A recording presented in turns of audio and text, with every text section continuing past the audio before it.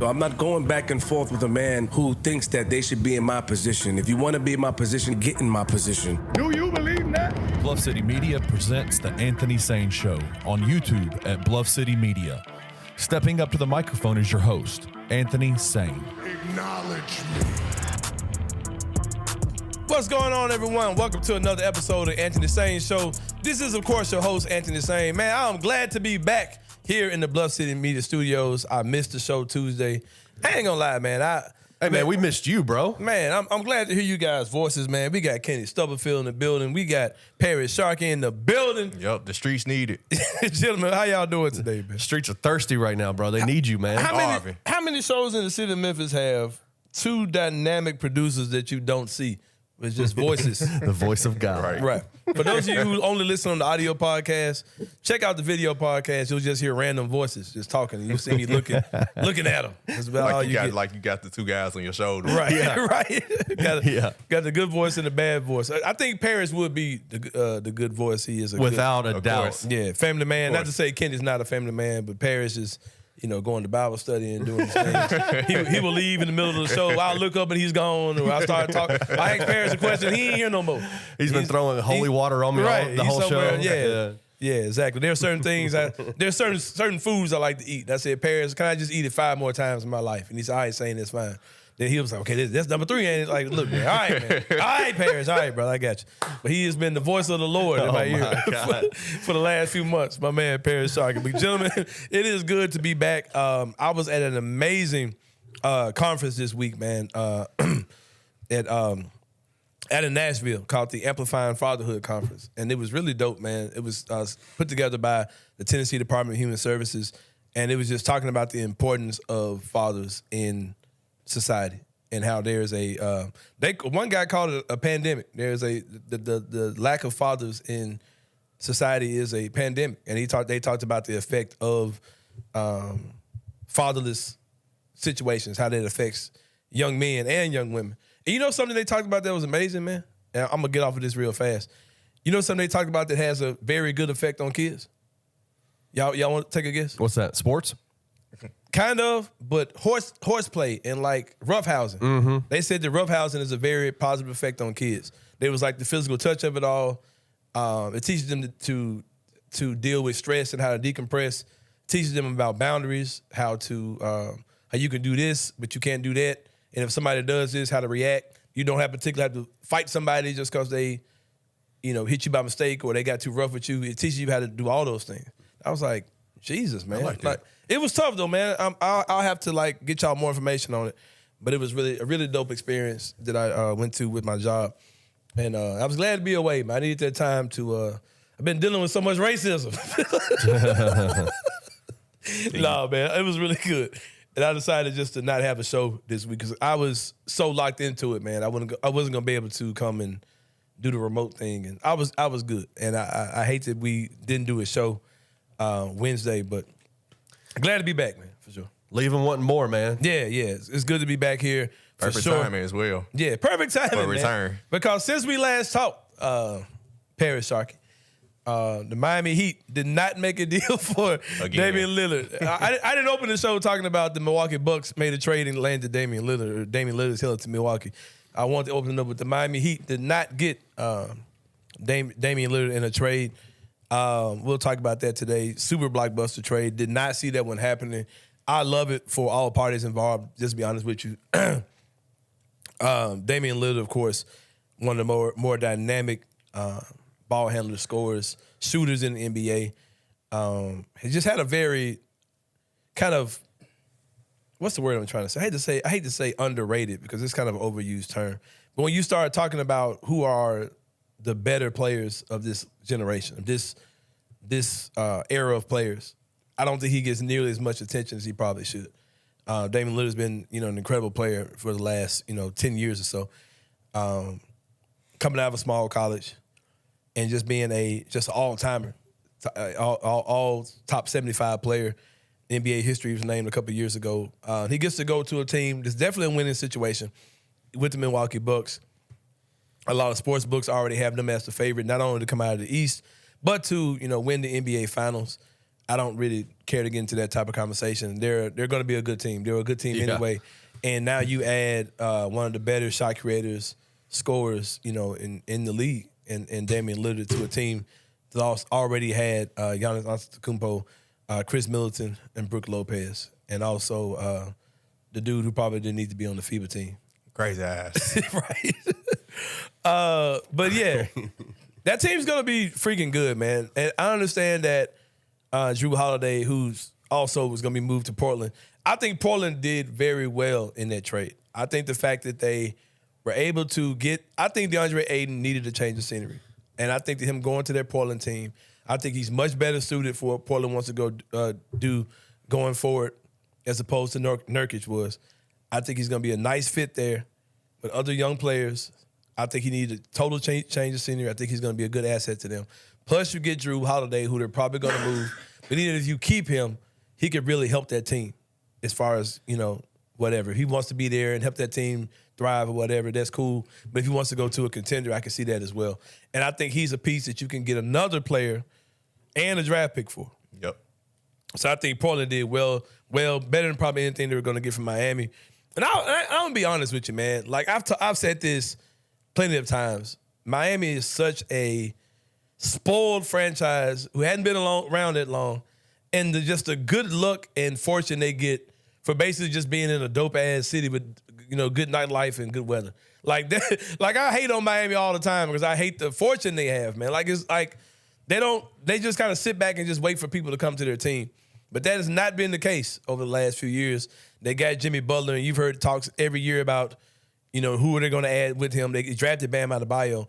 And I kind of look at Miami as the same type of situation like with the Lakers, where they're kind of sitting back and waiting on this and this and this, but they have a nice scouting department. I'm like, man, if y'all just kind of built internally and just stuck with your guys, you probably be okay. You don't have to go out and make these type of moves. Like, and understand that, because you got your second best player is Bam Adebayo, and you drafted him. You know what I mean? So, and you have an excellent scouting department. You've had several guys come through that organization who weren't high draft picks that you may be good players. Just kind of stick to that, man. Like, and they just kind of made themselves look bad this summer because they sat back like, here's my offer, take it or leave it. If I don't get Dame, we'll get this guy. And if, we're going to wait on Giannis. And this one trade eliminated all of that. It eliminated any possibility of Damian Lillard or Giannis going to play for Miami. Pat Riley for you. Yeah, Pat Riley, man, he comes from that Lakers system. Yep, Lakers, he the common denominator. Yeah, I think they looked at this offseason with the wrong type of energy because everybody just kind of figured that Damian Lillard was going to be there. And I'll be honest, man, Miami last year with the guys that they lost in the offseason, they were a play-in team last year. And they very well could have lost in the play-in. They could have got up out of here. They had a tremendous run. They kind of wear the kryptonite to what Milwaukee was doing last year and got them up out of there, and it led to a great run that they had going forward. But I would not be surprised if this Miami team doesn't make the playoffs. Those guys took 2 major losses with Gabe Strus and Max Strus and Gabe Vincent. Those are major losses, man. Those guys contributed heavily to that team. And you're looking at replacing those guys with, rookies or just new guys. Yeah, I would not be surprised to see that Miami team fall off. Glad that Portland didn't get punked out.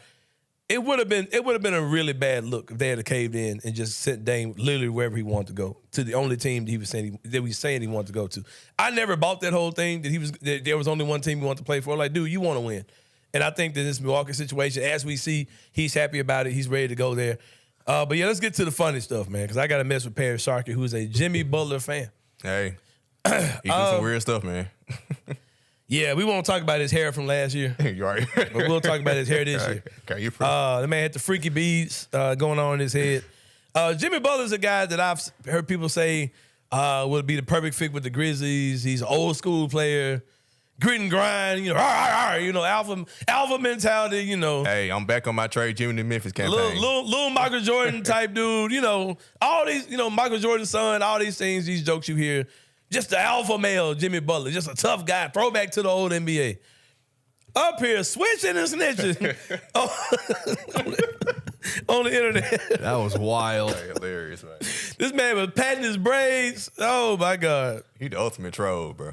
Huh? He the ultimate troll. That man was feeling the way. You can say he trolling all you want. That man, Jimmy Butler was feeling a way. Nah, he was feeling a way. Yeah. You talking about the whole tampering stuff. Oh, of course. Man, he expected Dame to be there. If they tampering, you tampering too, bro. Because y'all been, come on now. Yeah, stop. But anyway, that mess was funny. Man got there saying, you ain't heard this from me, but dude, it's literally you saying all over the internet. You ain't heard this from me works when it's just like me and you talking. Like, it don't work when you're talking to the internet, man. Like, nah. It don't work like that when you're cutting your phone on in front of millions of followers. Like, nah. That's not how you ain't heard this from me works. But Jimmy Butler feeling the way. They remind me of, and it's like to a lesser extent, but that time Eric Bledsoe, he had tweeted something about I don't want to be here. And he tried to act like he was at the barbershop when he was really demanding a trade. Yeah, when he said, man, that was I was at the barbershop. He was at the barbershop. I was waiting in line. I don't want to shot with his wife or something. Yeah, that's what it was. Oh, my God. I'm getting some wings, man. It's a long line. Oh, my God. But, yeah, Tyler Hero, he in his feelings as well. I can't remember what the tweet that he quoted was, but something about he avoided trade block. Yeah, until next year. Yeah, he said wait till next summer. Yeah, man, Tyler Hero, he's probably gonna get moved. I mean, they may need to make a move just to kind of solidify that team a little bit. Like they just kind of need dudes. You know what I mean? And he seems to be disgruntled. I wouldn't be surprised if you see him get moved by the trade deadline for sure. And I also wouldn't be surprised if he's dealt to Portland for Drew Holiday. Like, that would be super hilarious and ironic if they still get Tyler Hero out of their deal, but don't trade Dame to Miami. And it would be a great trade for both teams. Yeah, it'd be a good trade for both of them. Yeah, I can definitely see that happening for sure, man. But yeah, man, the Damian Lillard trade is official. He looks good in the Milwaukee Bucks uniform, in all of the photoshops and edits that we've seen. Just looks good on him, man. Happy for him to get to a team that's a contender.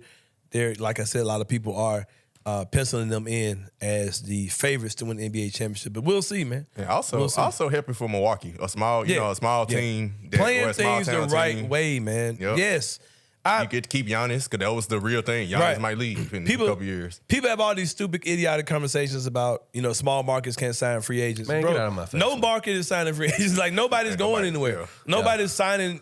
Nobody's letting a guy sign to another team. They're trading them. That's what's happening. And for Milwaukee to be smart, and this is a team who, man, that team was aging like a banana in sour milk, like for real, in the sun. That team is old. They're old. They didn't get any younger, really, by getting Dame. But they got a move that's progressive. It's keeping your young star happy in Giannis. I'm sure you're going to see him probably hang around after adding a guy like Dame and just staying forward thinking and progressive and just keeping that team good. They're saying, screw these kids, screw these draft picks. We're going to build this team and get another star around our guy. I can't remember who the guy was on Twitter, the reporter who said difference between Portland and Milwaukee is that Milwaukee didn't screw around and just add little guys around the edges and trade away first-round picks to get, high-tier role players around Dame. They got another star to put around their star in Giannis in a smaller market than Portland. A team that has even less playoff history in Portland. And I love what Milwaukee is doing for sure. It's going to be a good season for them. But yeah, man, y'all got to come through Memphis, player. Don't get too excited out here. Hey, real quick, what was your thoughts about Phoenix? I don't really know what Phoenix is doing, totally. I understand they feel like they need to get rid of Aiden. I would not have done that. I don't see how Nurkic fits into what they're doing. That team's going to be kind of up and down. I think he's a dog, man. He can play, but I don't think he fits what they're doing. He's another big body in the play when the game slow down. Yeah. When they play, he's going to be their starting five, though. Yeah, I mean. Oh, for Jokic. Yeah. And you remember they used to play together in Denver, so it's kind of like I can see that. Another big body to throw at them that they ain't have. Yeah. They also added Grayson Allen to their team. And Nasir Little. Yeah. They got some dudes who can actually play a little bit now because he just had a bunch of sporadic nobody type dudes on their bench or whatever. Phoenix is going to be good as hell, man. Like, they're going to be really good, but just got to see it. I just got to see it. It's strange how a lot of people, when you're talking about some of the all-time talent they got on their team, people still, I got to see it come together. Because we've kind of got burned by a lot of these super teams and big threes that have chemistry issues. So. I think Yusuf Nurkic is the kind of guy that you bring him in on that team and clearly there's a pecking order. Clearly there's roles that need to be played. Yep. He'll just go out there and do his thing. He's just going to go out there and grind and rebound and defend and talk shit and all that kind of stuff. Ayton thought he should be the number one guy. And listen, Not DeAndre, number one. He thought he should be more than what he was. he thought he should have a bigger role. Yeah. And he was taking number one in the draft, though. And that Right. team changed a lot since he was drafted. 100%. So, yeah. I mean, I think DeAndre Ayton's going to be fine. Yeah, but he'll be fine. I just think they needed a change. And I think Yusuf Nurkic is the kind of is a perfect I can see it. guy for them. I can see it. I don't know. I don't know. We'll see, though. I can see it, but I don't know.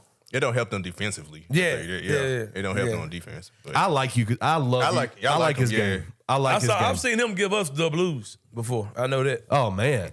Yeah. He gave us some problems, man. He gives Steven problems. I'll be honest with you. Yeah. He really that's what I'm does. saying. That's just another big buyer toward Jokic when they face the Denver Nuggets again. I'm down for it. But y'all got to come through Memphis. Just know that shit. Just know that. You got to come through Memphis. Yeah, it's going to be fun. We got them pretty soon in the preseason game coming up, I think, in less than 2 weeks? Yeah. Less than 2 weeks, that Milwaukee Bucks team will be in town. Hopefully they'll play. Hopefully we'll see the starters go a little bit. Hey, we do have a big announcement. What's that? Bluff City Media, man, just announced last week that Paris Sharkey's going to be the beat writer for for Bluff City Media Yes, for the Yes, Memphis sir. Grizzlies, man. Yeah, be man. there. Don't play at all, my man, Paris Sharkey. Every game. Associate producer of the Anthony Sain Coming Show. for y'all's throat, man. Coming Dude for is y'all, the man. Y'all better stop playing around, man. Y'all better stop playing around. Congratulations to Paris, man. Yeah. Well deserved. Congratulations, bro. Appreciate it. For sure. Appreciate it. Also, about to take a break, man. When we come back, I haven't even announced the show today, man. We got 2 special guests. Got my homie, Jessica Benson of the Jessica Benson Show on Grind City Media, and also Prince Adonis from 901 Wrestling will be joining us today. Jessica's going to be in for the sit down with Sain. Coming up next after the break, man, my homie Jessica Benson. We're about to chop it up, do our thing. I'm sure it's going to be a great segment with Jessica Benson. We'll see you guys in a minute here on Anthony Sain Show.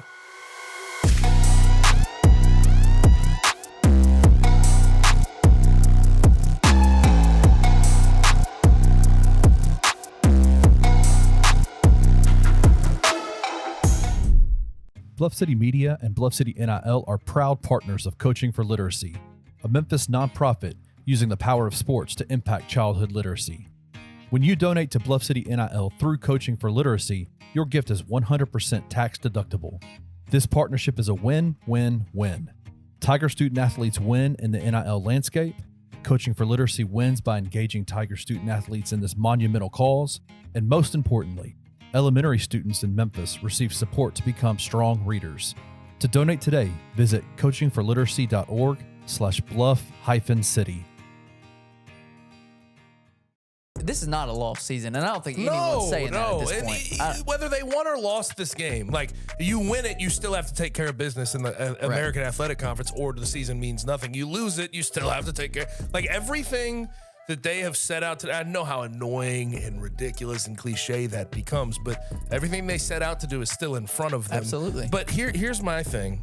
These next 2 games are so unreasonably vital. Like they're just so vital. Yeah, win one of the 2 at the very least. You win 2 of 2, we're back on board. You lose both, no one's on board. We're off to Grizzlies and Tigers basketball. 100%. That's what it becomes. If you sit at 3-3 after this 3-game stretch of your season of Mizzou, Boise State, Tulane, It's done. all of any level of hype you thought you were getting, any level of fandom you were going to get in the Liberty Gone. Bowl, it's going to disappear. And Yeah.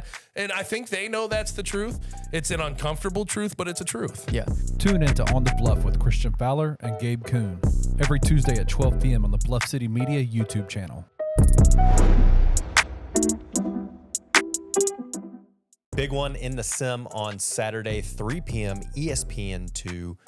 3.5-point favorite. What are you scared of with Boise? Ashton Genty. I mean, I think that's the only thing you can they be are scared a pretty one-dimensional ball club, Yeah. to be quite honest. Based on the fourth quarter, I don't feel great about it. Yeah. I mean, not just with Genty, but with the QB. Green's very capable of running. He's not a great passer. I mean, he sits at like a 50% completion rate. Taylon Green, I don't think is good. You know, he's 6'5", 6'6", 220. Who did you compare him to earlier? Oh, Grant Gunnell. Yeah. Very similar in terms of build, if you look at them. They're big guys. And he is just not a great passer. He's just not. Like, I mean, it looks like, you know, you and myself are back there at quarterback trying to throw the ball. Speak for yourself. Tune in to Tigers Untapped with TJ Willis and Trey Lasley every Wednesday at 3 p.m. on the Bluff City Media YouTube channel.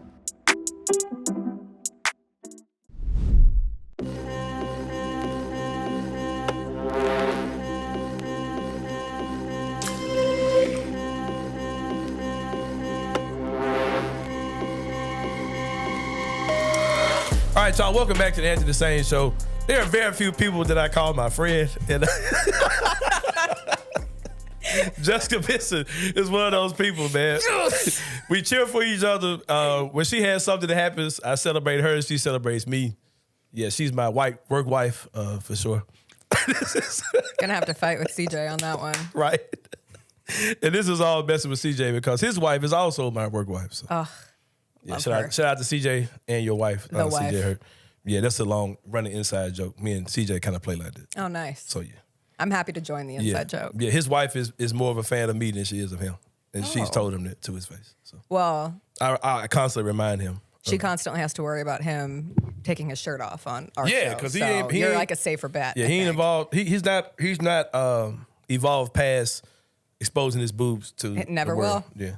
And they're getting bigger over Free time. the middies. Yeah. Yeah. I remember the first time I saw CJ bald, I couldn't really process it. I've never seen. Oh, and that's not true. The work basketball tournament that I tore my Achilles in, CJ was on another one of the 3-on-3 teams, and so I saw him from afar. We never got to play against each other. It's one of my greatest regrets. No, I mean bald, like bald headed. Oh. When I first met CJ, he had hair. The next time I saw him, he was bald. I hate the pictures of him with hair. Yeah.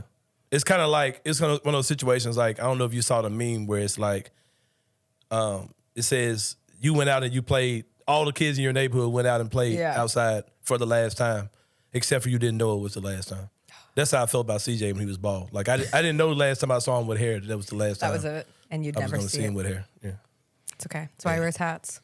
Exactly. But that's my homie, CJ Hurt. And this is my homie as well, Jessica Benson, host of the Jessica Benson Show on Grind City Media that you guys check out early in the morning. We used to be rivals at one time. Once upon a time. We were on at the same time when I was over at Sports 56. And now I can watch you guys whenever I want, laid in my bed, on the big screen, on my iPad, on my phone. Check them out on Grind City Media. What time do you guys come on again? 8 a.m. 8 to 10, right? 8 to 9:30. Oh, y'all time just / 9:45. Y'all Monday's still the same, right? The hour's going back. But, Yeah. Okay. Yeah. That's how Monday you through do it. Friday, That's how 8 you to do it. 9:30. I was never a morning person. Yeah. So you freed yourself from the morning. Oh, so man. I'm still trying Matter of to fact, survive. I'm recorded ahead of time. Like when my show come on, I could be asleep and I'm still, that's what's up. I got my friend Jessica Benson on with me. Grizzlies Media Day is Monday. Jessica, what are you most looking forward to? The guys are all back in town. Ja Morant is somewhere hiding, wearing a shiesty to hide his identity. Is Ja gonna be playing in the shiesty in practice so the media won't know it's him?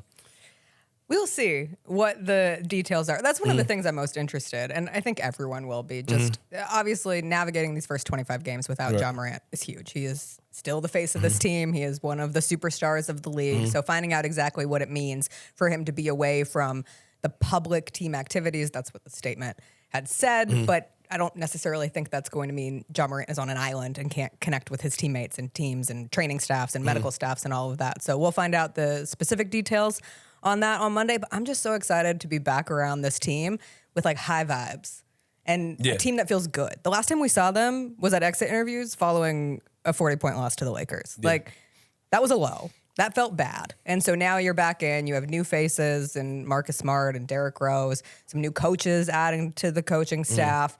With Darko leaving and starting out with the Toronto Raptors. So I'm just excited to see kind of this fresh take. Taylor Jenkins going into his 5th year. He's done a lot of these media days, and he's been known to give like pretty good insight into maybe answering some of our bigger questions. Like last year, who's going to fill that hole for Jaren Jackson Jr. until he comes back? And I remember everyone was shocked when the first name out of his mouth is Santi Aldama, and that really began the understanding of, Santi Aldama had a great offseason, and then we see his continued growth. So what could that potentially mean for who will be that 5th starter? One of the bigger questions going into these first 25 games of the season.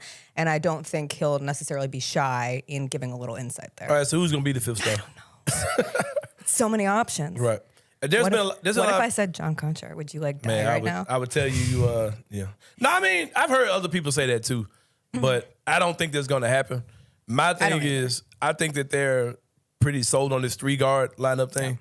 And I think you'll see some iteration of a 3-guard lineup starting the entire season. Yeah. With that being said, I think Luke Kennard is going to start. I think the overwhelming consensus is that Luke Kennard is that option. Like, guy can shoot, and he's proven that. And so I'm more curious from a long standpoint with this team, like what is exactly the pecking order of those wings? So even if Luke Kennard is that guy, then what does it mean for Jake other Laravia, dudes, yeah. David Roddy. Is he in that, or is he going to shift more into playing the 4, a place where he's expressed a little more comfortability with?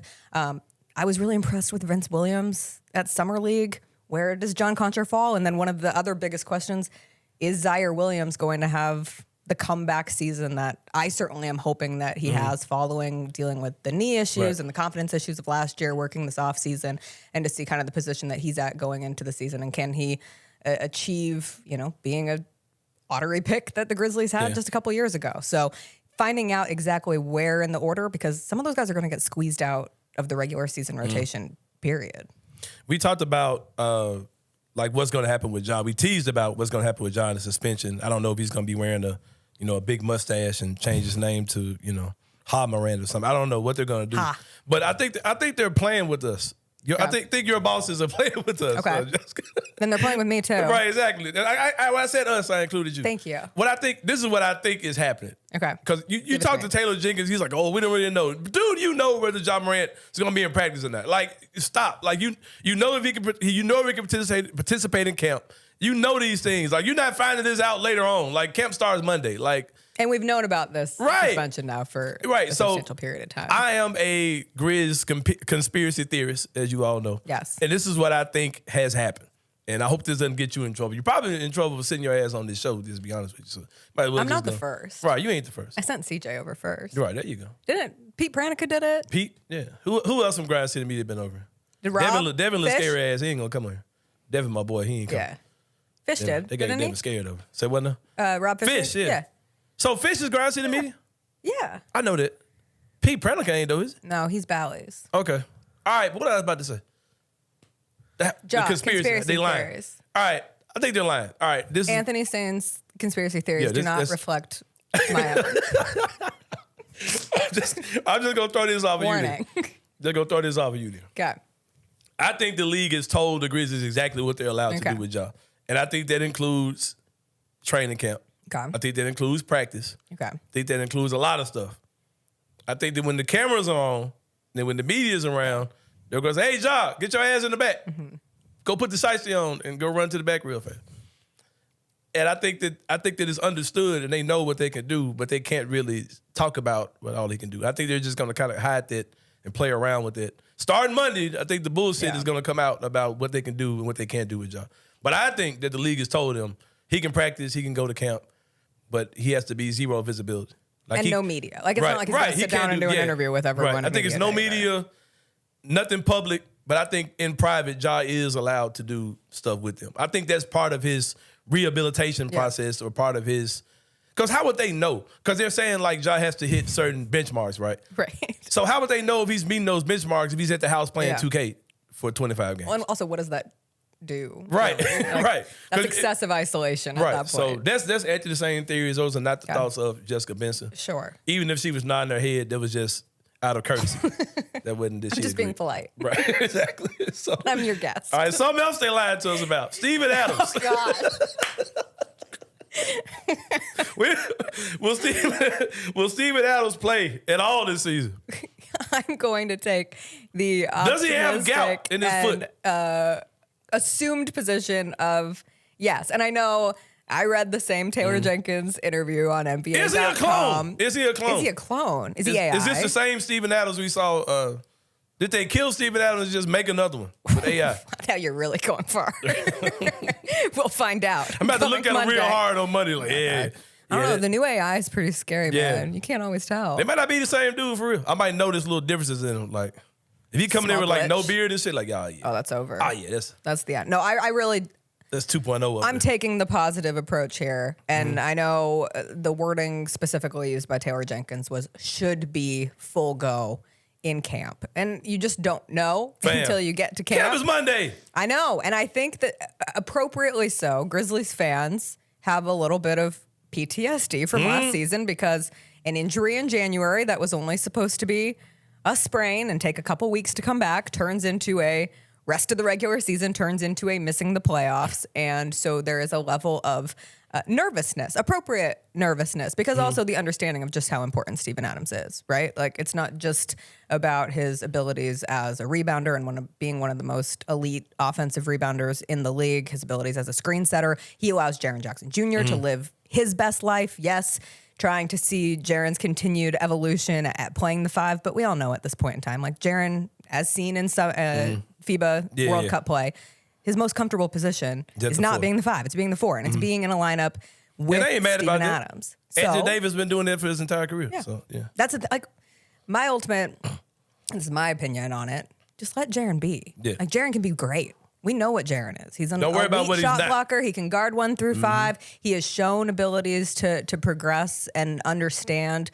Like, sometimes I am the biggest, baddest guy out here, and offensively I can take better advantage of that. He doesn't have to be your number 1 rebounding option. And right now, that's not a place that he has shown great comfort in. So put him next to Steven Adams, and yes, let's roll with Steven Adams being available and ready for the Grizzlies this season. Jaren's one of those guys where a lot of times as fans, especially people who see him every game, night in and night out, we worry about what Jaren isn't instead of focusing on he's pretty awesome. The stuff that he is good at. He's really defensive player of the year. Yeah, he's pretty freaking good at it. Yeah. He's the second youngest defensive player of the year ever. So, I mean, we just kind of forget about all that type of stuff. This is what I'm worried about. Not really worried, but I'm kind of anxious to see what the energy that Jaren gives off Monday. Because he just had a rough FIBA. Not actually rough, because he did fine. Right. But people's perception, they were just on him really tough. And I saw a real discouraging interview that a guy was doing with Jaren. I'm sure, I was like, damn, man, got Jaren looking crazy on that joint. I'm interested to see the energy that he gives off. Do you think Jaren's going to come in super laced up, like mature, focused, ready? Do you think he's going to be joking around like normal? What version of Jaren do you expect to see on this stage Monday? I think we still get high energy, goofy Jaren mixed with Jaren who understands the necessity for him to continue growing and being one of the leaders on this team. Like, I was in Las Vegas for the end of Summer League, and Jaren came back. Partially because it was WNBA All-Star Weekend, and so had some events linked to that, and loved Jaren, always giving a shout out to the W and making sure that, you know, he's always supporting there. But then coming back and watching the Grizzlies, and he was just so hyped to be there. Like, he was just itching to play basketball again. And a lot of people have noted this, but I think it's genuinely important. This is his first true healthy offseason. And so you have that offseason filled with being able to train all summer long, and then also having the opportunity to go play for Team USA. And even though it was a difficult journey and faced some significant hurdles, like, you learn so much. We've heard time and time again of these players who go and learn from playing amongst some of the best of their peers, learning from the variety of coaches, and whether you like the coaching or not, like, some of those guys are the best that we have in the game right now. And so he's able to funnel all of that and come back. And I would assume that he wants to channel all of that now into Grizzlies. And he's ready to go too. Like, he doesn't need a warm-up period. He's warmed up. He's ready. He wants to bring this team back into a place where they're competing out the jump. Yeah, Kevin Garnett talked about him being in rhythm. I definitely agree with that. I think he's going to have a heck of a season. I just want to see what his level of, what his energy is at. Like, I'm really interested to see how I think it's continuing that balance of, like, he can be such a like cerebral guy and focused. And I saw even, I think he shared it on Instagram, that he was studying different forms of meditation, and like visualizing rebounding. And that can sound a little goofy, but like, I think he's really serious about it. And so he mixes that joyful, like, youthful energy that we see from Jaren, jumping up and down, hyping up his teammates, never one to like shy away from making a joke. But if he can mix that in with like sincere focus and continuing to grow, I think that's where you get the best of both worlds with him. And he doesn't have to just be like all serious all the time. Yeah, I'm looking forward to a big season with him again. Like I've been saying, he's a guy who, if he pulls it all together, if you're talking about a guy who's going to be a defensive player of the year talent, if he's doing that and he's averaging 19, 20-something points a game, that's all NBA. Right. I mean, so it could be that type of season for Jaren for sure. Last year's surprise player of training camp was, of course, Santi Aldama. We talked about that earlier. Who do you see breaking through and just being that surprise guy possibly this year? I want it for Zaire Williams. I really want him to come back with a vengeance and to prove a point. I think another option is David Roddy, and we've started to get a feeling for big body Roddy and what he can do with his size, and seeing him, I believe, was it the Mavs game last year where he led that comeback? And just for like a rookie to have that moment, that can be a real confidence booster, and understanding, you know, even being one of the younger guys and just a second-year player, like the leadership that he can provide, and being one of those vocal guys in the locker room, and then also being just one of those tough, hard-nosed defensive guys. I think he could really take a step forward. He has shown a definite commitment to working this offseason. Another guy who's made the rounds, has played in a couple of the pro-ams and whatnot. So I'll go with David Roddy. I think he has an opportunity to take that next step. I can see it. I think it could be Roddy. I know you mentioned Zaire. I think if the more important one is if Zaire looks like that dude, right, that's a bigger deal than Roddy is. Yes. Because Zaire, you're talking 6'9", you know. Long arms, athletic. two-way player, athletic. If they can get that three-point shot. Yeah. But even outside of just that, like we've seen him make those Mid-range. corner threes. But the mid-range game and being able to create for himself just gives the Grizzlies one more. Yeah, if he comes out hooping in training camp, like that's real deal type stuff for sure. Derrick Rose, Marcus Smart, two guys they brought in to add leadership, to add maturity to this team, to get them focused on the grind. Shout out to Focus on the Grind, too. I liked it. Back to the grind. Right, back to the grind. That's what I meant. Yeah, back to the grind. Yeah, we're all back to the grind. Exactly. They brought those guys in for that. Also, Marcus Smart will be a huge part of this team on the court. He's going to have to be. You know, you lose a Dylan Brooks defensively, and you bring in Marcus Smart.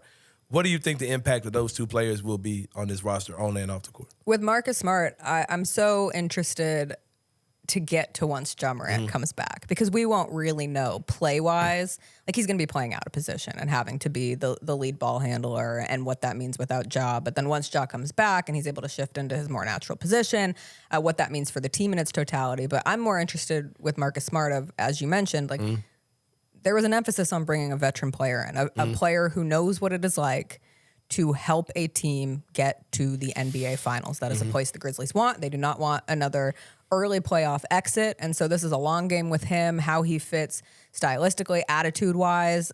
He gave a press conference in Las Vegas, but like Monday at Media Day is really the opportunity for him to speak as a member of the Memphis Grizzlies here in Memphis and connect with fans. And from everything I've seen, like, it's always such a good sign when that new poster goes up outside FedEx Forum, and it's Marcus Smart, Ja Morant, Desmond Bane, Jaren, and Steven Adams. And under the comments from the Grizzlies are Celtics fans who are still crying about Marcus Smart being gone. Like, they are still like, please give us Marcus back. We miss Marcus. Send us Marcus back. And like, the fact that there are fans who still feel that strongly about it, like, I love that. I want to see what that's about. Represents such a positive gain, even if just from a standpoint of like someone who made such an impact on the city and the fandom in Boston. And I just think that can translate so similarly here in Memphis, in a city that will be so excited if Marcus Smart can be that guy who helps this team take the next leap. And then with Derrick Rose, again, it's the connection with the city.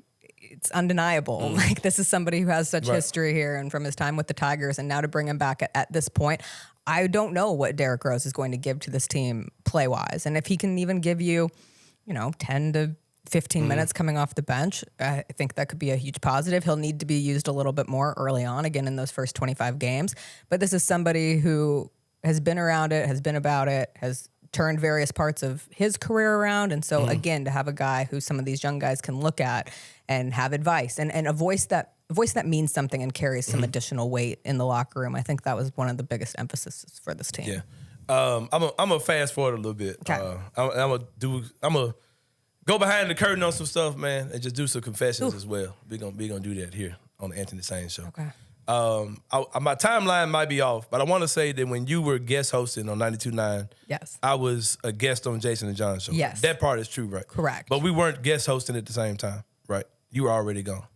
We guest hosted at the same time. I did. Because then you were guest hosting Jason and John, and I was guest hosting Jeff's show and Gary's show primarily. Because the 3 hours in the afternoon became too much to balance with my local news job. Right. All right. So during that time, me and you got cool, and we had threw out the idea of a podcast that never happened. Yes. And I think I've talked about this somewhere, but I'll talk about this on this show as well. Me and Jessica Benson had the idea for a podcast that was going to be called The Minority Report. It was going to be freaking awesome. It's going to be great. The two minorities in the city, a black man Still such a good name. and a white woman. Do not steal my shit, man. Don't. But it would have been the dopest show ever we had did. Then I had to sit back and I had to watch Jessica Benson do a show with another black man.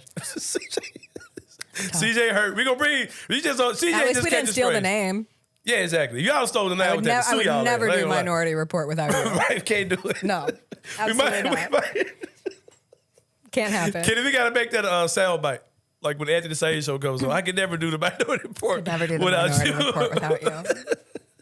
Oh man! But anyway, I had to sit back, man. I was jealous, man. CJ was sitting in the seat. I thought it was supposed to be me and my girl Jessica doing the show.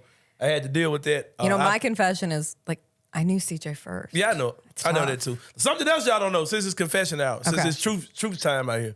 Me, you, and CJ are all part of a very unique family tree in the city of Memphis. A lot of people may not be aware of.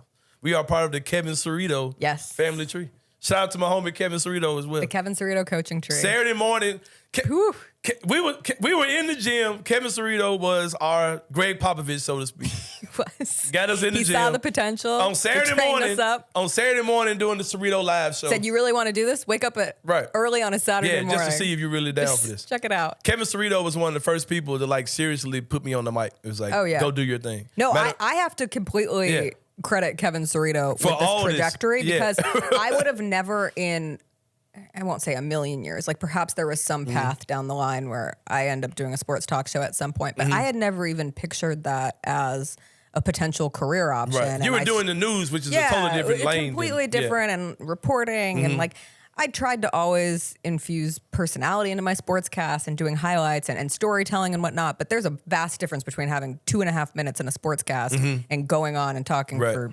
extensive period of time about different subjects. And so I'd go on Kevin's show and then Kevin was like, I'm going to be out of town. I was just about to say that. Do you go want from being a guest, like, do you want to host? Yeah.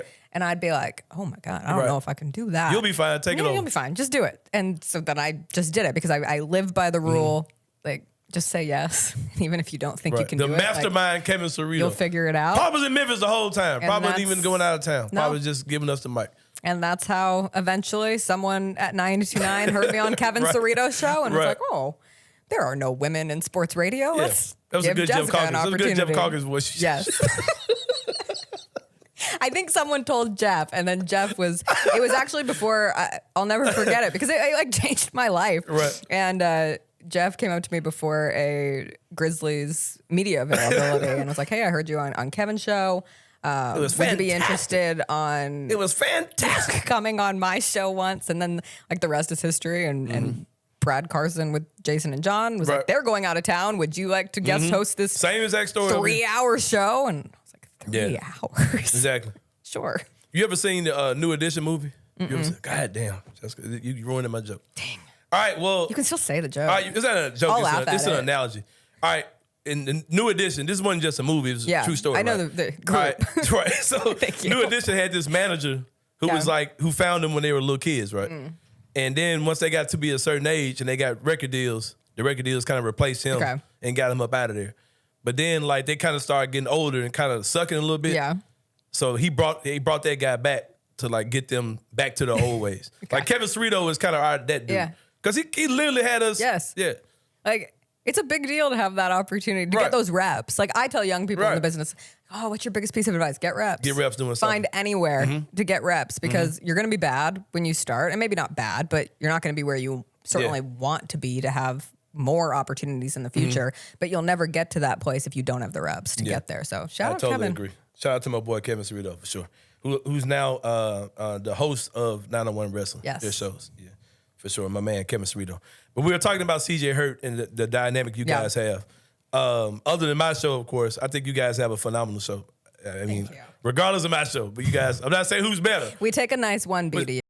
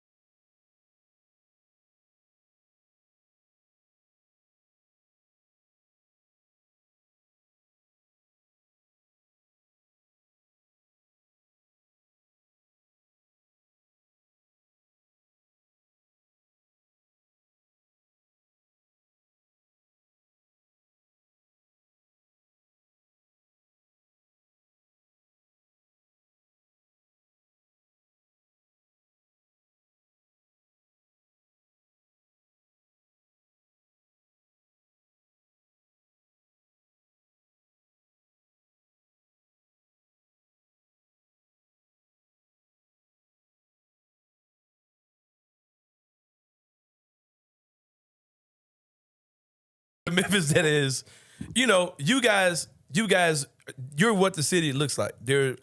Memphis is becoming a much more progressive city when it comes down to employment for women, opportunities for women, and for black people as well.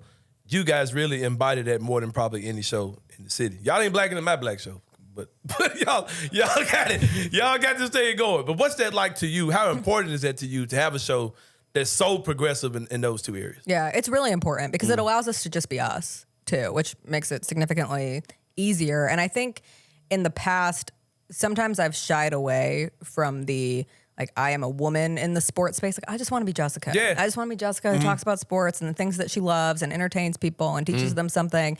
But as I've become more comfortable in the space, like, I'm also cognizant of the weight that it holds. Like, there haven't been women with sports shows in this city. There haven't been black men with sports shows in this city. And so I take a lot of responsibility. And honestly, I probably put too much pressure on myself a lot of the times. Like, it ain't that serious. We're all just talking about sports and having a good time. But it's serious though. But it is. And I want it to hopefully pave a way where we're not the only ones and there is a number of shows in the future. CJ and I always joke we have all of these like shadows and interns come in and we want to be the Kevin Cerrito. We want to be that coaching tree. And it'll always all go back to Kevin Cerrito in this situation. Like, let's be perfectly clear. It could be a real Greg Popovich for real. Yeah, but we try to bring in a lot of women, a lot of young black kids in the city and have the opportunity to learn what this industry is like. And if they can see people who look like them doing it, that's huge. Because, like, I didn't see women hosting sports shows. I saw women as sideline reporters. Occasionally you saw them as a pregame, postgame, halftime host. But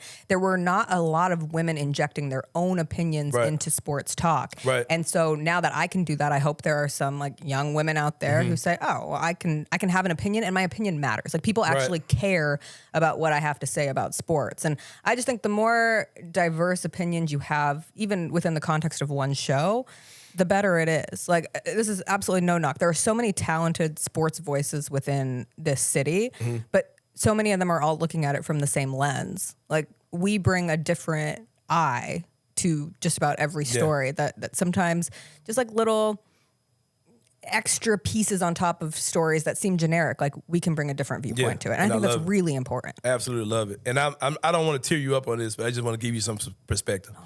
Like, Jarvis Greer is one of my heroes. Yeah. Because when I was in high school, middle school, nobody could tell me that black voices don't exist or matter because I saw Jarvis Greer doing this on television. That's who you are to younger girls in the city.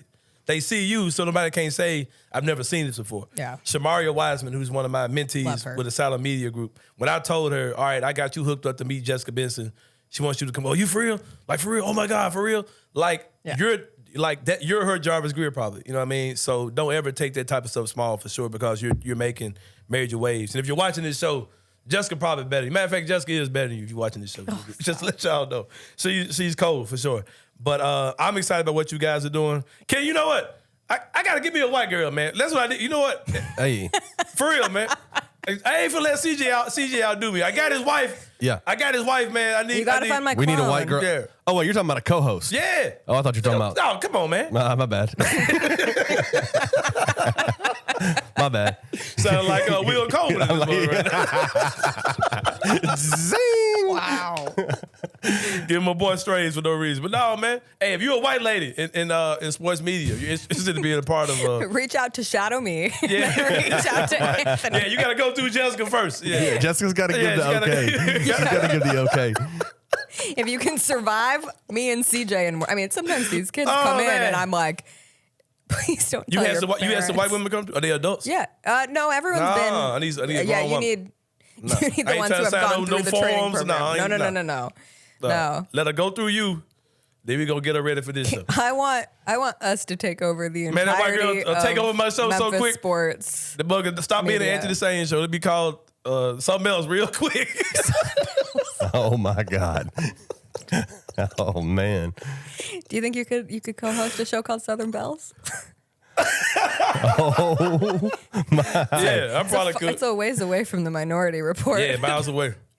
But for real though, if you're a white lady, you're interested in being in sports media, reach out to Jessica Benson. all ladies. Right? Please. all ladies matter. All women. I just think that's a good formula, though. Black man, white woman. I'm going to get my minority points. CJ Hurt, I'm coming for you, CJ Hurt. But no, You're going to take the name. After No, I didn't take the name. But Jessica, I made up the name, You though. did. So, You do I mean, get come full on. credit of the name. Oh, It's true. White But how women. about, I think, listen, women, Email. period, are minorities. But so you know you what? could have a white woman, you could have a black woman, woman, yeah. you could have an Asian woman, anyone who is passionate about see, the space. They would kind of expect me to have another black girl up here, black lady up here. If I had the white woman, see, that'd hit. I can get my Tiger football fans back, see? They're so far gone. There you go. No. There you go. No. One of my favorite activities now is looking in the comments under your tweets. Oh no. I be dying laughing. Hey, Jessica is not one of my favorite things to do. I can I'll tell you imagine. that. I can imagine. I saw one of my videos, Kenny cut the comments off of that. I was like, I was nope. like, what were they saying? That's a good producer right there. That's Best of the someone who has business. your back. Yeah, man, for sure. But this is my homie, man, Jessica Benson. Like I said, email her at jessica.benson at It's not even my email. grindcitymedia.com.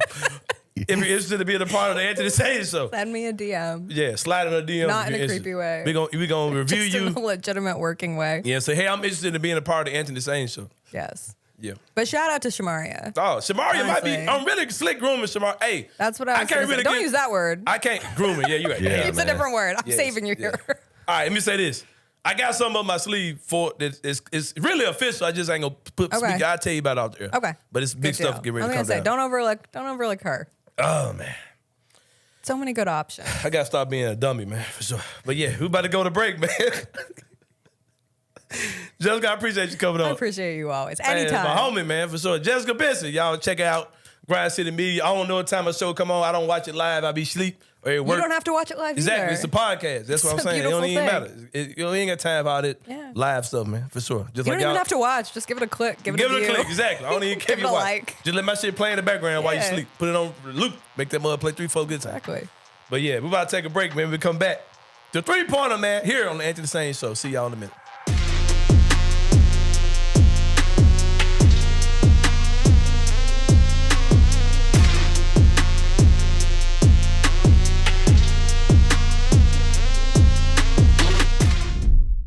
Seth Hennigan just still.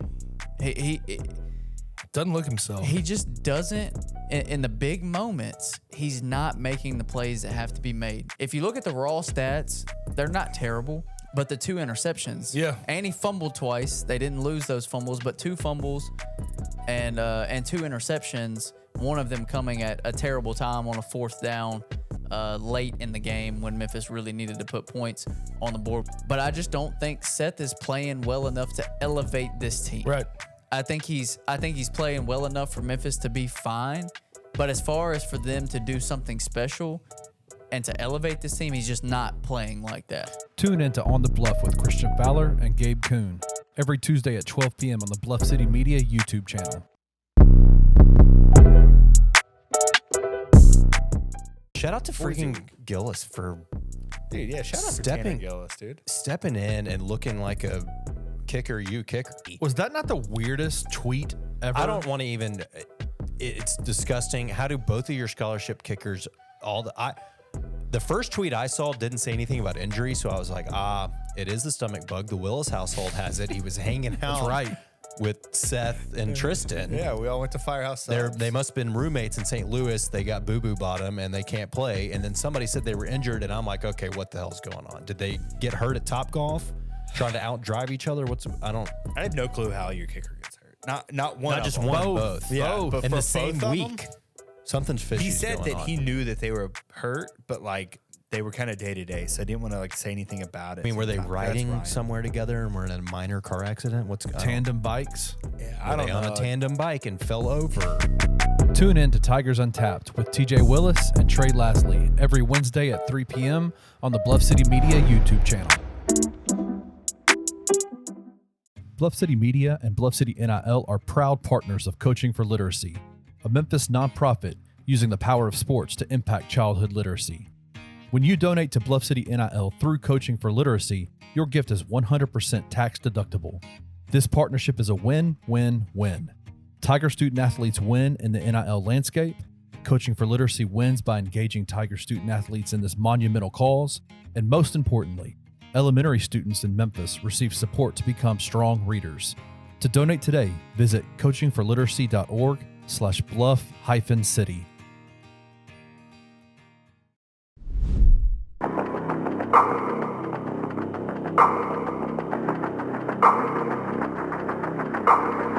All right, y'all. Welcome back to the Sain Show. Super fun segment with Jessica Benson. Had a blast, man. Ken, I seriously need you to find me consider finding me. Jessica said, Sain, you need to just keep it general. You don't want to offend anyone. You gotta have equal opportunity. But that's the case. Can I even ask for a woman? Find me a co-host, Ken. You want a co-host? We'll see, man. I got you, man. I don't know, because it might be. I got a few guys in our Discord that'd love to join you. Right, exactly. Just be careful, though, man. I don't want nobody that's gonna have me, gonna boot me up out of here, man. I am protecting my shit, man, for sure.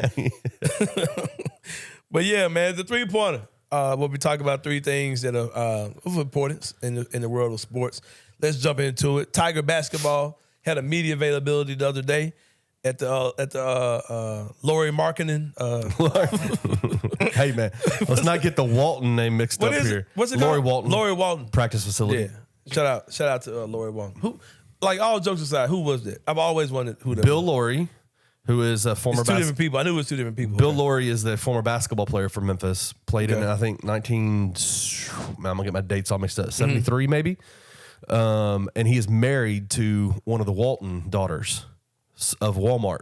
Oh, word? Yeah. Oh, yeah, I ain't gonna play with them. So Lori Walton. Well, Oh, wow, I didn't know that. we don't mess around. Oh, no, because they got that loan, though. Yeah, for sure. man. But yeah, shout out to the Lori Walton family. It's a beautiful Coming facility. Coming together and build. Yeah, it's dope. Super dope facility for sure. Yeah, that's a really amazing facility for sure. But you were in the building. I was, man. They had a little practice out there for about an hour. Yeah. I believe. It's wild. Penny Hardaway spoke to the people. Give me some Hardaway. sights and sounds, man. What was going on out there? I was not there. I was in Nashville doing my thing. Yeah, man. No, it was dope. We got to see. You know, when you go in, Penny is notoriously does not allow many open availabilities for practice. So when we got in there, we got to see them actually run 5s. And man, dude, like I want to really Get this thing started. I want to really preach caution because I don't want to go overboard. Because in the end, only one team wins a championship. But damn, dude. Hey, I'm about to say this, man. Bro. I'm going to say it. I don't care. Like, I don't care, whatever. Like, just looking at this thing on paper. Because I totally forgot about my man today, bro. When I was just thinking about who I was on this team. My man. Caleb Mills? Caleb Mills. Totally forgot about him, man. I don't forget him. Like, totally forgot about him. Like, bro, this is the only thing I'm worried about with this team. And I'll just be dead honest. Because it can go either way. It can be a group of mature young men who say, look, dude, we're good enough to win a championship. Let's go win it. That can happen. Or you could have guys who are older. They've been this guy on this team, this guy on this team. And then you're like, all right, this is my last shot to get to the league. I was scoring 20 points a game at this school. Now I'm scoring about 12. We don't need that. If Penny can, because this is something else. I think that I heard Jeff Calkins saying this, and I was like, damn, Jeff, I didn't even want to think like how you were saying. I think it was Jeff said that. There was like, well, we give Penny a lot of props. Not taking anything from Penny. I'm definitely not doing it. He said, we give Penny a lot of props for what he did last year with that team. But there also was a clear pecking order. It was Kendrick Davis and then a bunch of dudes. You know what I mean? Yeah. This year, it's not going to be as clear as who's going to be who, or who's going to get what minutes, or who's going to take the last shot of the game.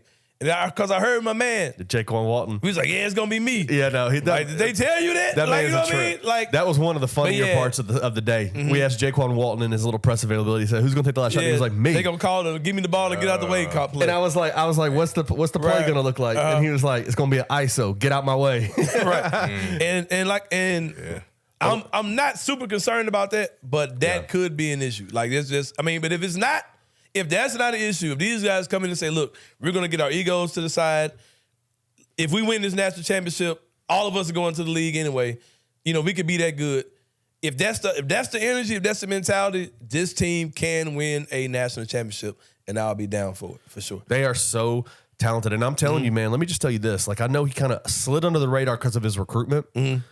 But Jaquan Walton. Man, I thought you about to say Jalen Young. I'm about to say, all right, man, go to commercial. I'm tired of you, Jalen Young. No, I like Jalen Young. Now, let's not get it twisted. I like Jalen Young. We know this. All right, go ahead. Jaquan Walton, man, this dude could potentially be player of the year in the AAC. Like, I can see that. This dude is 6'8", 6'9", can do all of it. And I'm going to put out some sights and sounds from the actual practice probably tomorrow. Okay. But man, I'm telling you, they have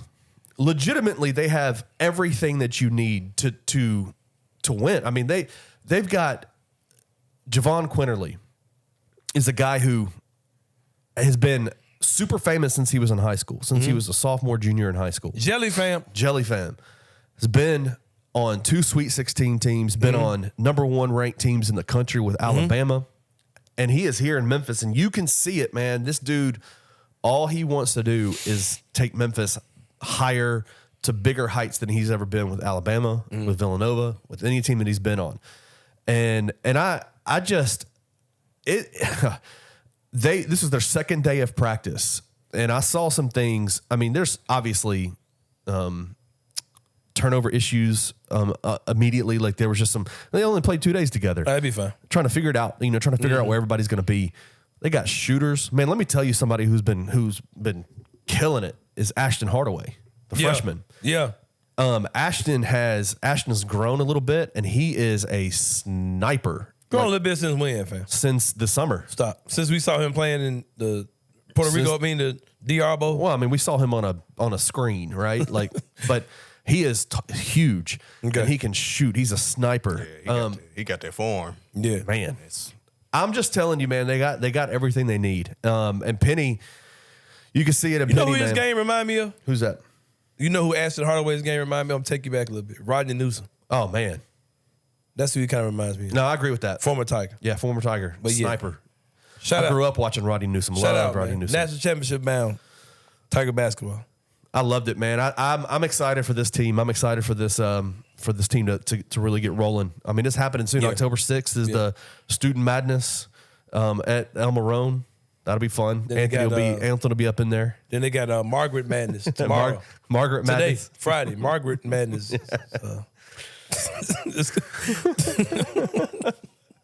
Oh man, I shouldn't have got him started, Parrish. Here he goes. Number 2, Ja Morant back outside out here, man. Ja Morant is they're rolling him out, man. They're putting him out there. They're putting him out there amongst the people.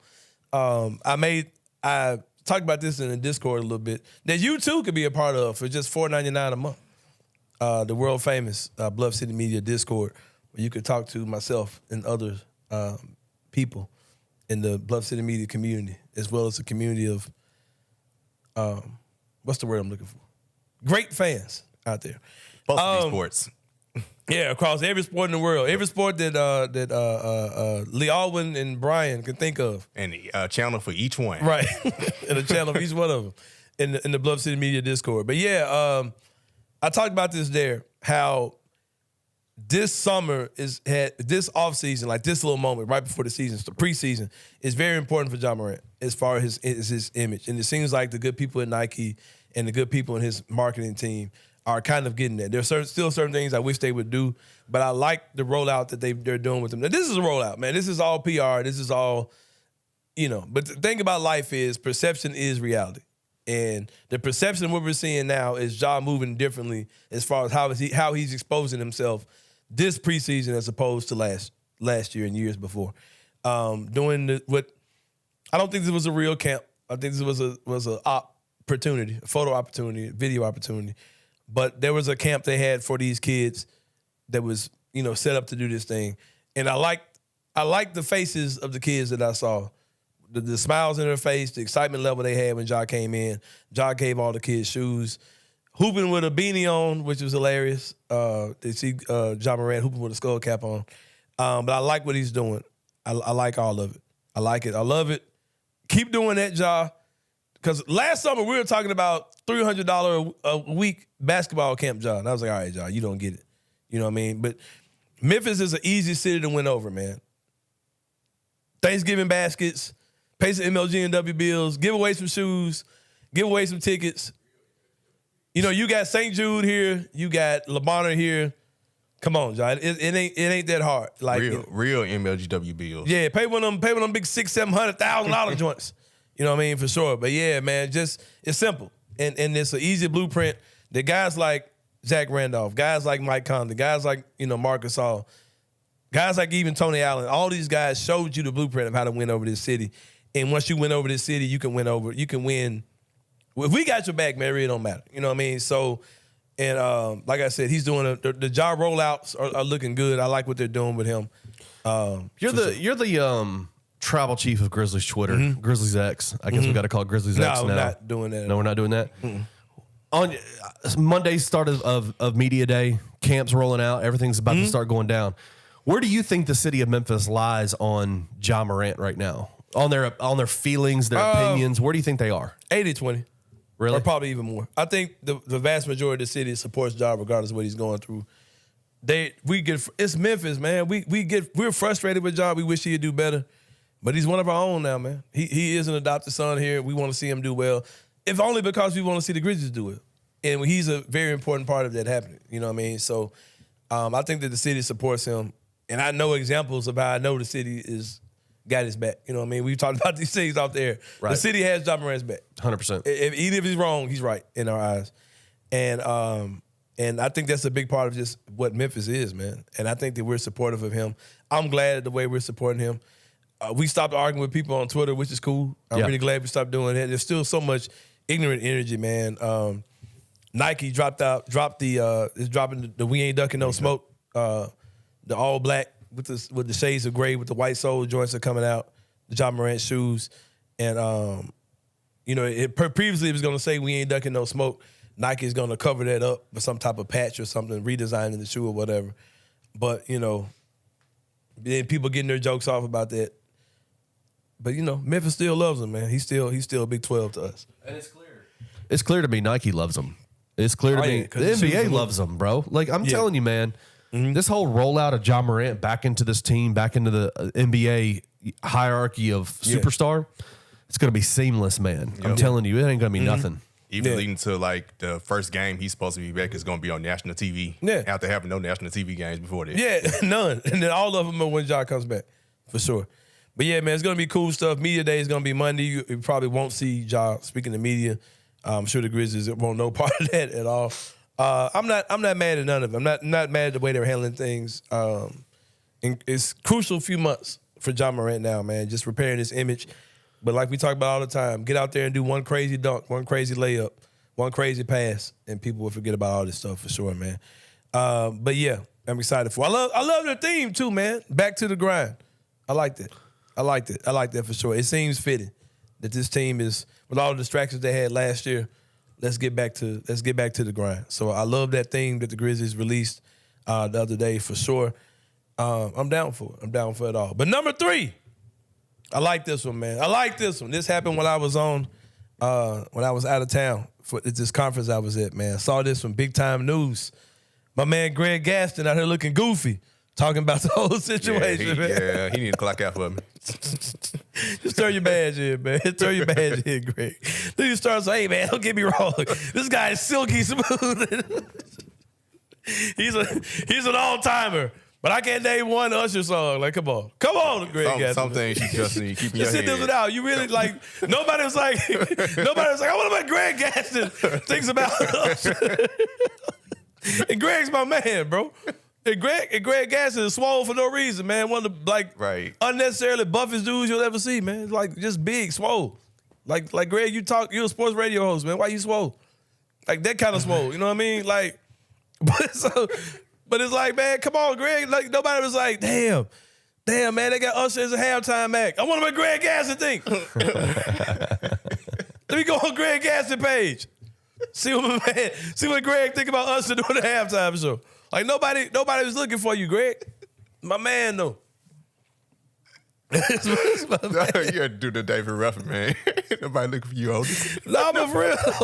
Like when I saw the Usher news, I didn't like run on Twitter like maybe see what Greg Gaston say. Like ain't nobody come see you, Otis. But he broke it down like as if Muggs was really checking to see. You know what I'm saying? But yeah, man, Usher is gonna be the halftime show for the Super Bowl. Man, I am super amped about this for sure, man. This is gonna be so good. Just kind of culminating a great career for Usher, man. Then they said he's dropping an album that Sunday. It's the same day of the Super Bowl. He got an album dropping. And for those of you who don't know, man, like artists don't get paid for doing the Super Bowl, but it's such a big. We were talking about doing stuff for free earlier between one of these breaks and publicity. But this is like the Super Bowl is major publicity, man. And he's dropping the album the same day. He's been doing a residency in Las Vegas for the last couple of years. Getting a lot of folks in trouble. Getting a lot of folks in trouble. Taking your girl and don't even want to, you know what I'm saying? Breaking up relationships that he don't even want to be a part of. You know, just big time, just all time great type stuff for Usher. And I think that this Super Bowl performance is gonna go crazy. Greg Gaston can't name any Usher songs. I can. A lot of people are putting their Super Bowl playlists together. I think it's gonna be dope. Man, I'm super excited to see this. This is gonna be great, man, for sure. Shout out to Rock Nation. Shout out to Rock Nation, man. Jay-Z just making the Super Bowl just black as hell. Who do you think guest appearances? Guest appearances. You got any ideas? Ludacris is gonna be out there. Keke Palmer. Oh wow. Keke Palmer. Damn, man. Wow. Ludacris and Lil Jon are gonna come out there. Yeah. I'm gonna tell you a song that people are not putting in that playlist as far as their performances, but he might pull this one out, bro. Go hit him with it. Whatever. What was it, man? I need a girl to ride. Yeah, man. Usher and Diddy. Usher and Diddy. Yep. Hey, that Diddy album is crazy too. You be listening to that joint? Yep. Man, we all know what's up for sure. But yeah, man. But I'm super excited about it. Usher doing the halftime show. It's gonna be a big one, man. This is gonna be a big one. I think this is gonna be like on your Beyonce, Bruno Mars.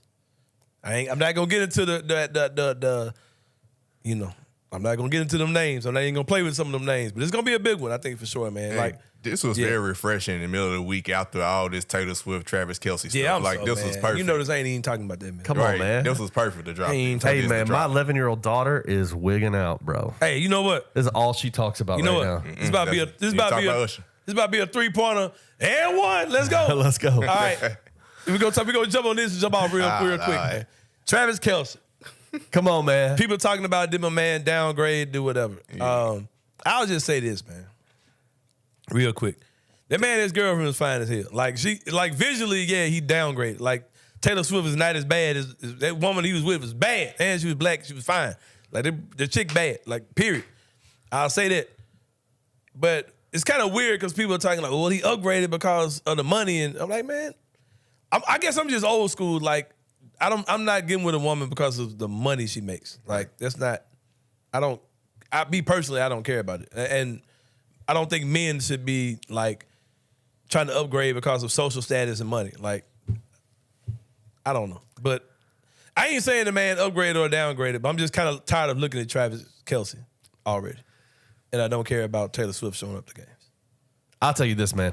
I love the Kelce brothers. Their podcast, the New Heights podcast, is dope. Mm-hmm. And then the numbers have jumped up this week. And their too. numbers, they went, dude, I'm telling you, after this last week, they do Apple Podcast. Apple Podcast. They went 1.1 milli in like 2 hours. But like, here, go ahead. No. I just think it's a dope story. I think it's fun. I think let them have a good time, man. It has led to some crazy conversations at the house with my wife and my daughter. Oh, for sure. Like, then he got black women mad at him because he went from, because like there are a lot of black women who didn't know who Travis Kelce was till he got with this. She's an influencer, right? The ex-girlfriend. His ex, not the most recent ex, but one before, the one that claimed the cheating claims. The one that he did the Travis Kelce 50 dates or whatever, 50 women. He did a whole reality show. So I don't know about all that. Yeah. I mean, I know she was complaining, saying that he made her split the bill, which was hilarious. When I saw that story, but he's got black women mad at him because he went from her to who's, because most people who are like supportive of him because of that girl are also Beehive, and the Beehive and the Swifties, they've got their thing going too. So he's kind of lost a lot of fans in there. Plus he cut off his beard. A lot of women don't like him unbearded or whatever. Got that mustache now. Yeah. But yeah, Travis Kelce, get up out of here, man. I don't care about none of that. But yeah. About to take a break, man. When we come back, my man Prince Adonis for 901 Wrestling. He's going to come in and talk about the 901 Wrestling Classic. I'm going to let you know, man, if something go down, somebody walk in that door, we ain't supposed to be on this thing. We got you, man. Hey, I got me and Parrish over here. I got you, bro. I appreciate y'all for sure. But yeah, we're about to take a break, man. When we come back, Prince Adonis is going to be our special guest here on the in a minute.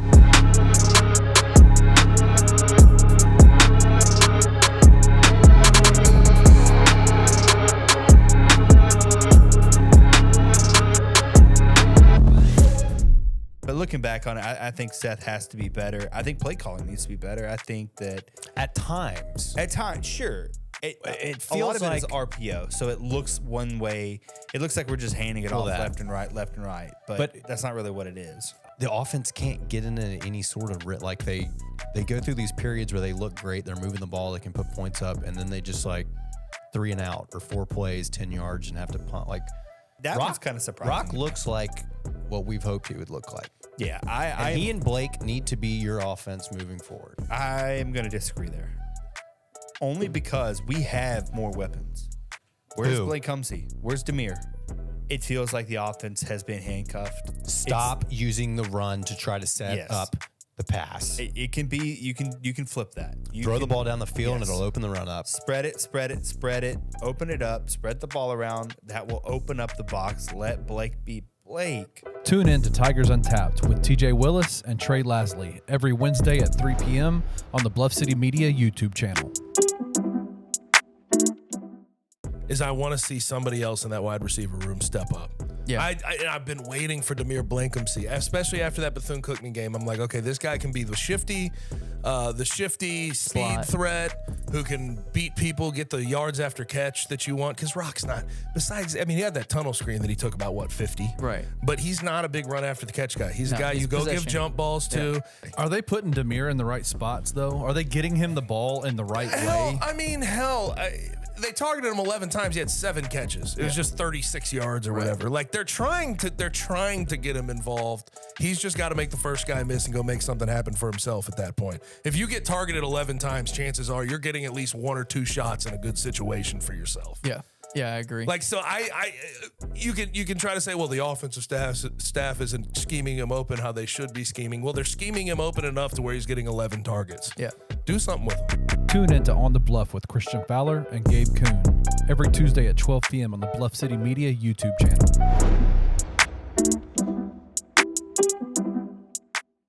Bluff City Media and Bluff City NIL are proud partners of Coaching for Literacy, a Memphis nonprofit using the power of sports to impact childhood literacy.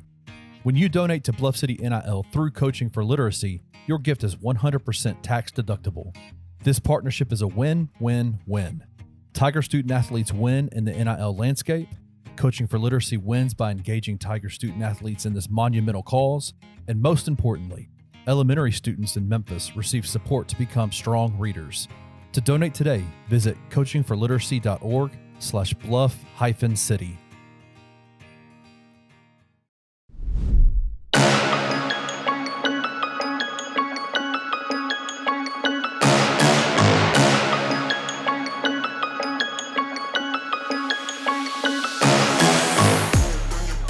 You guys may not be aware of this, but since the last time we had anyone from 901 Wrestling on the show, I've had to beef up security here. Yeah, man. At Bluff City Media Studios. We got Perry Sharkey in the building, Kenny Stubblefield. I got some other goons in the back.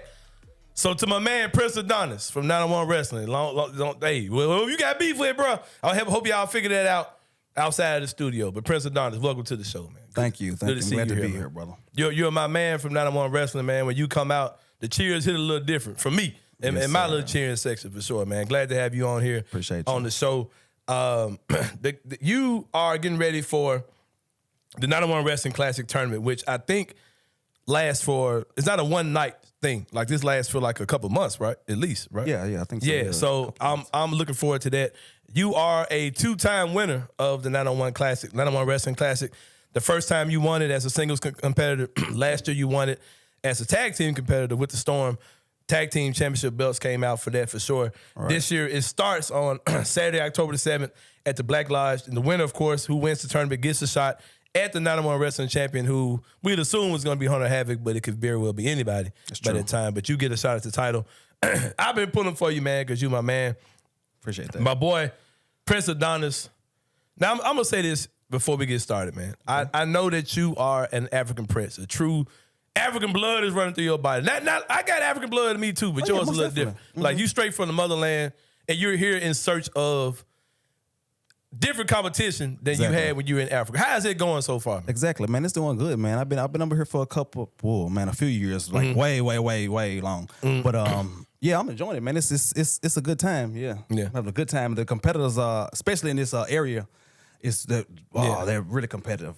They like going. So you knew about Memphis wrestling way over there, like of course, yeah. My granddad watched it. Okay, yeah. So they brought you over here to put hands, real African hands on somebody. Oh yeah, Lawler and Dundee, man. I was over here for that. So how long have you been watching it for that? How long have you been wrestling altogether?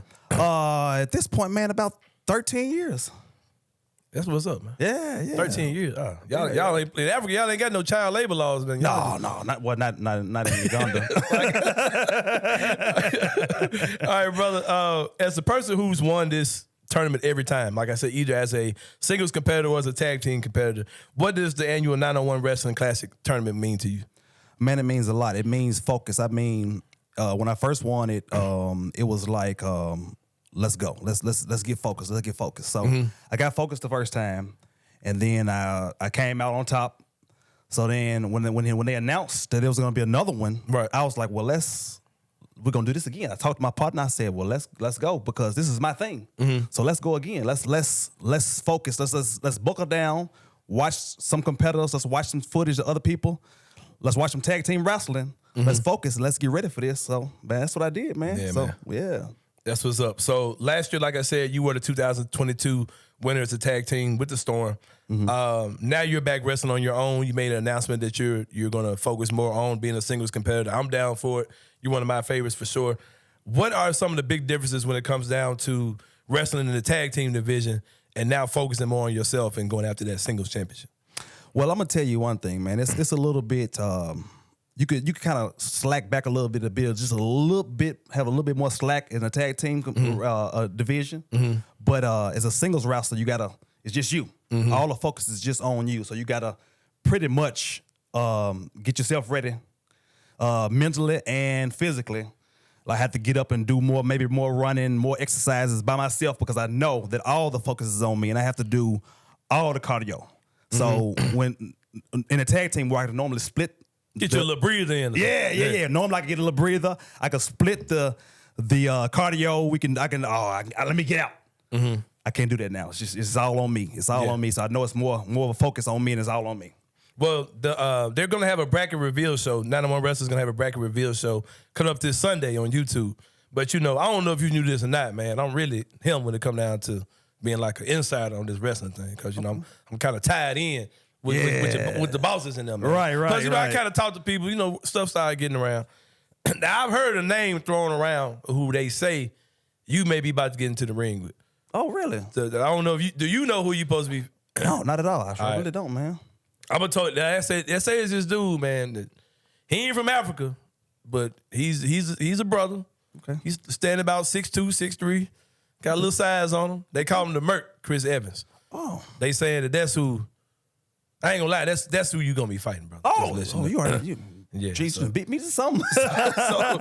so what you got to say about that? You got to fight him first round. Big dude, man. Man, look, it's a big boy. In all these years I've been wrestling, man, I know I done worked a lot of big guys. So it's pretty much it's out there now that you told me. Now I know what to prepare for. Right. But I done been wrestling so long. I done been up against enough guys to know what I need to do and what I can do and what I can't do. So. Hey, man, I'm ready, man. I'm good to go. Well, with that being said, like I said, in this tournament is going to stretch over the next few shows that 901 Wrestling has. If you win it, you're gonna have to beat Chris Evans, and you're ultimately going to be facing Hunter Havoc, who's a big boy as well. Exactly. And we're not a stranger to each other, man. Me and Hunter done faced off a few times. Yeah. So I'm ready. I've been wrestling long enough, and I've been preparing long enough to face Hunter. When they first announced the tournament, I was ready to face Hunter if I had to. I knew if there was an obstacle that I had cross over. Right. I'm ready for that, man. Yeah, I'm Man, down. you sound confident, man. You talking like you already won this jump. Yeah, Hey, you ain't never lost one, so hey, who am I to question you, man? yeah. For sure.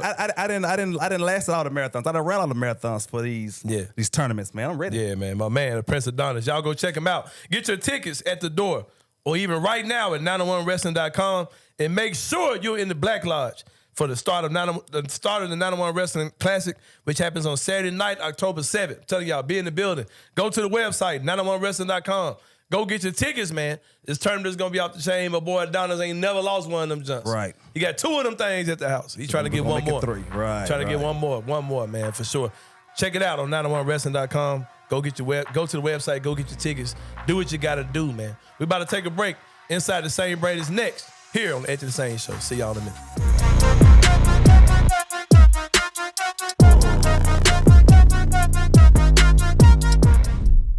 Bluff City Media and Bluff City NIL are proud partners of Coaching for Literacy, a Memphis nonprofit using the power of sports to impact childhood literacy. When you donate to Bluff City NIL through Coaching for Literacy, your gift is 100% tax deductible. This partnership is a win-win-win. Tiger student athletes win in the NIL landscape. Coaching for Literacy wins by engaging Tiger student athletes in this monumental cause.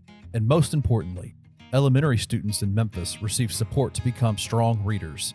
To donate today, visit coachingforliteracy.org/bluff-city. This is not a lost season, and I don't think anyone's saying that at this point. Whether they won or lost this game, like you win it, you still have to take care of business in the American Athletic Conference, or the season means nothing. You lose it, you still have to take care. Like everything that they have set out to, I know how annoying and ridiculous and cliche that becomes, but everything they set out to do is still in front of them. Absolutely. But here's my thing.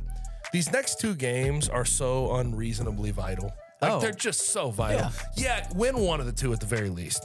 You win 2 of 2, we're back on board. You lose both, no one's on board. We're off to Grizzlies and Tigers basketball. 100%. That's what it becomes. If you sit at 3-3 after this 3-game stretch of your season of Mizzou, Boise State, Tulane, It's done.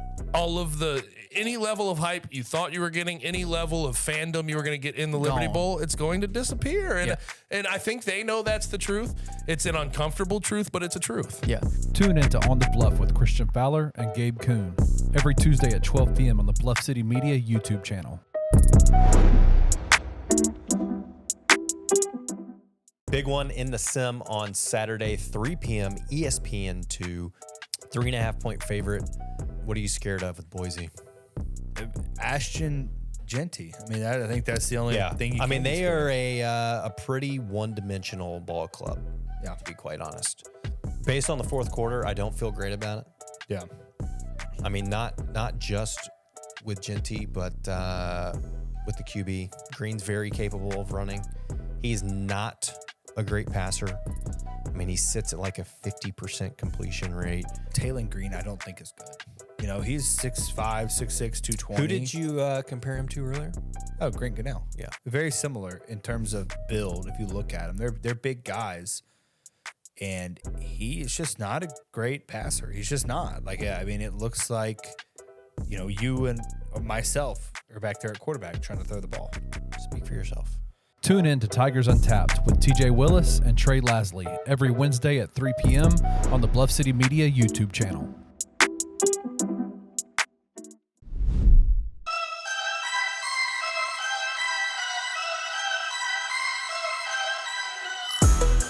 What's going on, everyone? Welcome back to the final segment of the show. We call it Inside the Same Brain, where I talk about something that, you know, when I'm taking my glaucoma meds, certain things just cross my mind. I was not medicated when I saw this story, Kenny Stubblefield. But you wanted to be after you saw the story. Yeah, I probably did. Yeah, I did want to kind of get medicated after I watched this story.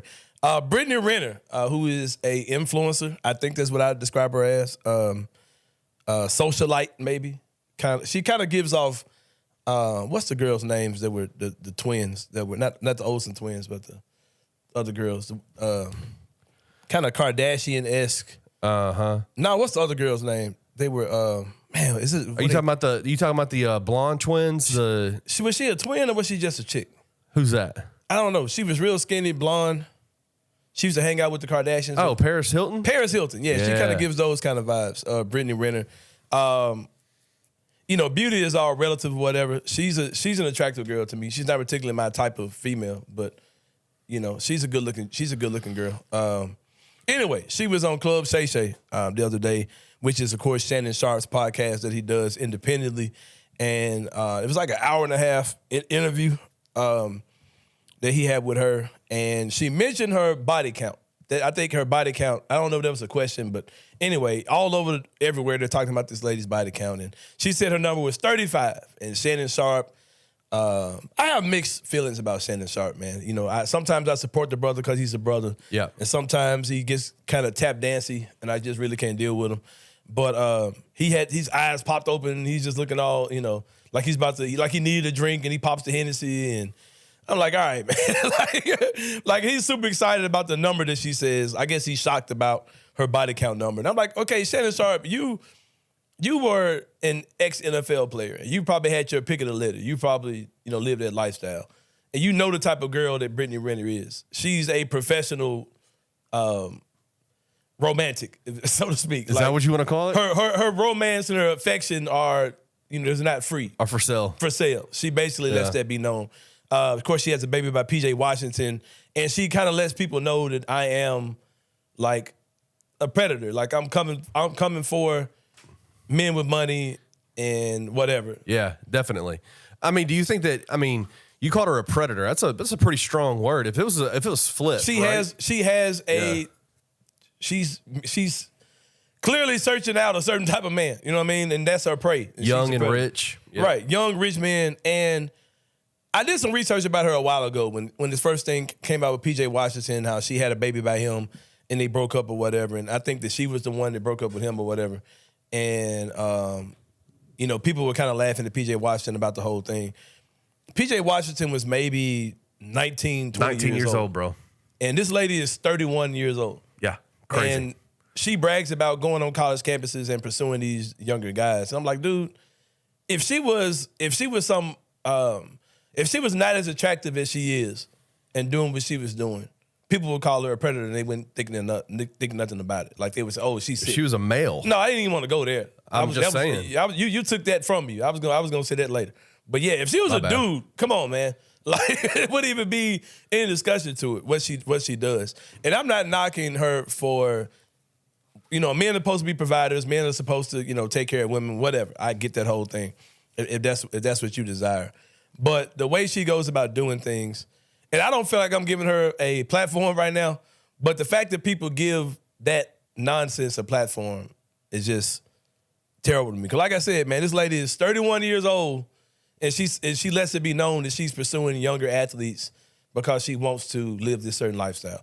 And we talked about earlier how does she get where she is? Like how does she get this blown up? How does she become an influencer? How does she get where all these different, because she broke down her numbers, her bodies is as far as like how many professional athletes there's been, how many actors, how many regular guys there's been. And all it takes is one, man. With social media, all it takes is one. And you get one guy who takes a picture or posts a picture out with you, or you post a picture out with him, and you're on the radar at that point. You know what I mean? Because there are girls out here in the street that look just as good or better than Brittany Renner. Mm-hmm. Like that's just, that's not whatever. But I shake my head at all the time because these guys, they come in being so green when it comes out to this type of stuff. Like they don't see these type of women coming. Coach Prime had her come speak to his students at JSU. Yeah. Which was a boss move. And I remember she just looked so dumb. I'm like, lady, they flew you out and you warned these young men about people like you. You know what I mean? So, that was crazy. Like that whole thing was wild. And Coach Prime, he spoke about that not too long ago with Shannon Sharp as well. It's just dumbness, man. And it's just like, I just thought that was a low class interview for someone like Shannon Sharp. I haven't seen the whole thing. I won't watch the whole thing. No, heck no. But like I just said, man, it's just wild that somebody who moves like she moves has a platform, and that we're continuing to give her a platform. I guess I'm basically doing the same thing because I could just not talk about this, but she ain't on my show. She ain't on your show. But that's the difference. I think it's just kind of dumb, man. Like, yeah, and it's sad, and I don't know, man. Like, and I'm not gonna say that women shouldn't pursue a man who can financially support them or that can make them feel financially secure. Let me rephrase it. A woman should find a man that can make them feel financially secure. Like even if they have their own, where a man is a provider and can take care of whatever has to be done. I get that whole thing, but the way that she basically sells herself to the highest bidder, I guess, I don't know. It just seems like once she gets old, she's gonna feel pretty dumb about all that. You know what I mean? Because there are some women who did those type of things earlier, and it ain't working out for them. You know what I mean? So they've turned 40 and they're still trying to do that, and it just ain't hitting like it did, 15, 20 years ago. But yeah, that's all I got, man. It's Inside the Same Brain. Shout out to my guest today who came on to the show. Like we talked about, Grizzlies Media Day is happening next week. It's happening Monday. It's going to be some exciting stuff, and I'm looking forward to it. Looking forward to being a part of all those festivities down at FedEx Forum, man. But like I said, for Kenny Stubblefield behind the glass, for Perry Sharkey behind the glass, it's Anthony Sain Show. See you guys next week, and we out. Thank you for listening to the Anthony Sain Show. If you enjoyed this episode, leave a rating and a review wherever you download your podcasts. Also, like and subscribe to Bluff City Media's YouTube page. For comprehensive coverage of Memphis sports, head over to www.bluffcitymedia.co and find out how you can become an insider. We will see you back here next week.